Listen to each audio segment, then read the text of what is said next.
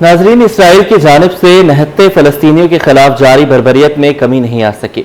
Israel ने गजा में खैमों समेत मुख्तलिफ मुकामात पर हमले करते हुए 45 फलस्तीनी शहीद कर दिए, जिसमें से बच्चों समेत 15 अफराद खैमों पर बमबारी में शहीद हुए।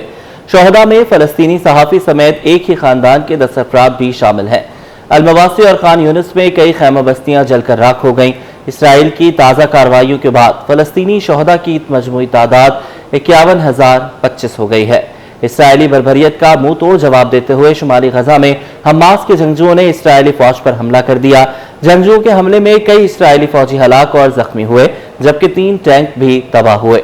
हमास ने इसराइली फौज पर वाज़ेह कर दिया, इसराइल के गजा से इनखला तक सीज फायर नहीं होगा, जबकि इसराइली वज़ीर दिफा ने धमकी देते हुए कहा है कि इसराइली फौजी गजा के ज़ेर कब्जा इलाकों में गैर मुअय्यना मुद्दत तक मौजूद रहेंगे। कोई इंसानी इमदाद गजा में दाखिल नहीं होगी। गैर मुल्की मीडिया के मुताबिक गजा में इमदाद के दाखिले पर इसराइली बंदिश 7वें हफ्ते में दाखिल हो गई है, जिसके बायस गजा की इंतहाई किल्लत का शिकार बच्चों की तादाद बढ़ने लगी है। दूसरी जानिब अमरीका ने इसराइल को मजीद बम और हथियार भेज दिए हैं। इसराइली ब्रॉडकास्टिंग अथॉरिटी के मुताबिक 6 तैयारे MK-84 बम, क्लस्टर गोला बारूद और दीगर हथियार लेकर इसराइल पहुंच गए। इसराइली ब्रॉडकास्टिंग अथॉरिटी ने बताया कि हालिया दिनों में दर्जनों फौजी माल बरदार तैयारे गोला बारूद लेकर इसराइल पहुंचे हैं। उधर इसराइली फौज का कहना है कि उसने गुज़श्ता माह 18 मार्च को फलस्तीनी इलाके में अपनी फौजी कार्रवाई दोबारा शुरू करने के बाद से गजा के 30% हिस्से को सिक्योरिटी बफर जोन में तब्दील कर दिया है और तकरीबन 1200 अहदाफ को निशाना बनाया है। इसराइली वज़ीर दिफा इसराइल क्वार्टर्स कहते हैं कि गजा में जंग के खात्मे के लिए किसी भी तस्फिये के बाद भी इसराइली फौजी अपने बनाए गए बफर जोन में रहेंगे।